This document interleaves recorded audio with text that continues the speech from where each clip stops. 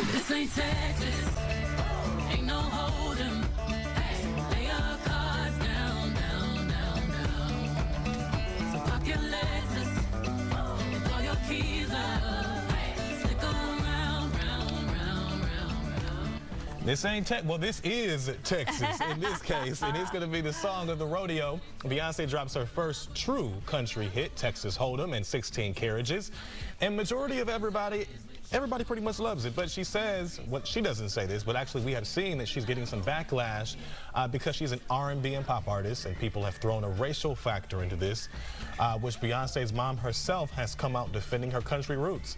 Now, this is some great music, so what's the problem with it? Well, let's talk to someone who might just be able to walk us through the thoughts about this. Serona Elton, a music industry expert with the University of Miami, is here to talk all about the yeehaw, the hee-haw of it all. Welcome. Thanks for being here.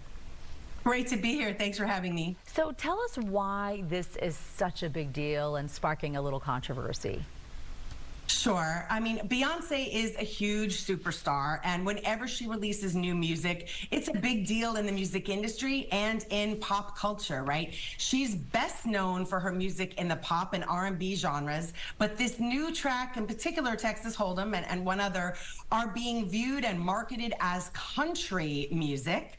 And I think overall, Beyonce fans and country music fans are waiting to see how is country music, especially country music radio, going to embrace this new music, if it's going to embrace it. So I know in many ways this has become a racial thing. We've even seen Beyonce's mom, Tina, even come out defending her country roots on Instagram, acknowledging Texas's deep history with black cowboys, and how Beyonce has always embraced the culture. And specifically, black people have started country music. So, I mean, this has become something that's racial. To some people, I mean, I think there's a lot of ways to come at this. You know, it's not unusual when anybody comes out with new music that is in a genre slightly different from what they've done before, for there to be some, you know, apprehension, confusion, what's happening, what should be going on here.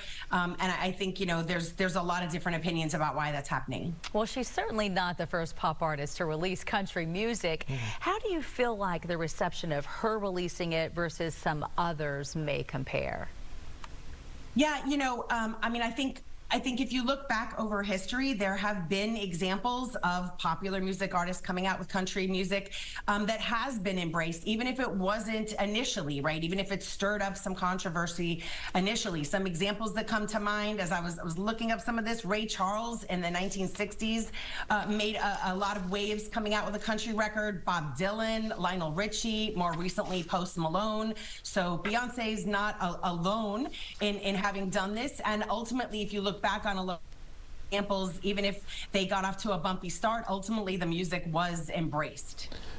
From your perspective and opinion, do you think country radio will embrace Beyonce? Because we've seen where some radio stations haven't played her, or some people say they didn't realize she released a country song. Do you think this will continue? Yeah, I mean, I think each day we're seeing more country stations picking up on it, right? I think what you have to understand for country radio, the entire business that they're in is to sell advertising, and that's all about the listeners. If they don't give the listeners what they want to hear, those listeners will tune out and those stations will lose revenue. So it's all about the listeners. And as we're hearing and seeing listeners say really loudly on social media and by calling the station saying, we want to hear this music, the stations are giving them what they want. So I do see, you know, a continuing trend of more and more country stations adding the music, which just speaks to the power of the music and Beyonce's fans requesting it. And you know, let's switch this around too and talk about what happens when country artists struggle when they try to release pop music. I mean, you go back to Taylor Swift, started out country, and I don't even think anybody thinks of her as country. Now everyone pictures it as pop, right?